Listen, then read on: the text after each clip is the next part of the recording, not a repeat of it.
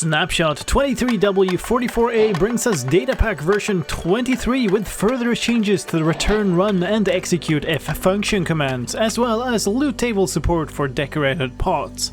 My name is Slime and I'm here to take you through all the news. Let's start with commands and with return run. The previous iteration of return run could sometimes not return if the command it ran failed.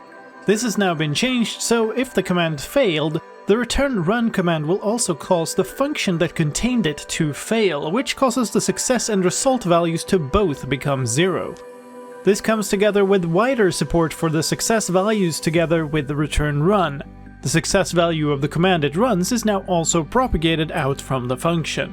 Another difference is that return run can now also store values, so running a command like execute store something, run return run some command will both store the result value of some command and return that result out from the function. There's a new form of the return command too, return fail, that fails the current function, returning a failure with both success and result values set to 0. The function command has also changed in this version. If you use it together with a function tag to run multiple functions, those now act as one combined function with regards to returns. So if the first function returns, the second one does not run. More in general, any function that returns will also return out through a return run in its calling function. You can think about it as if the first return will cause all other executions to stop, which is what you'd expect from other languages.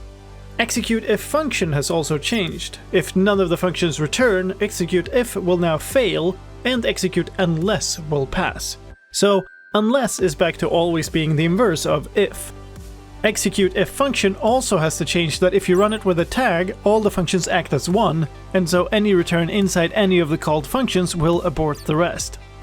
Finally, there's one other command change to mention. The time parameter of the tick step command now defaults to 1 tick, so just running /tick step will cause the game to progress by 1 tick.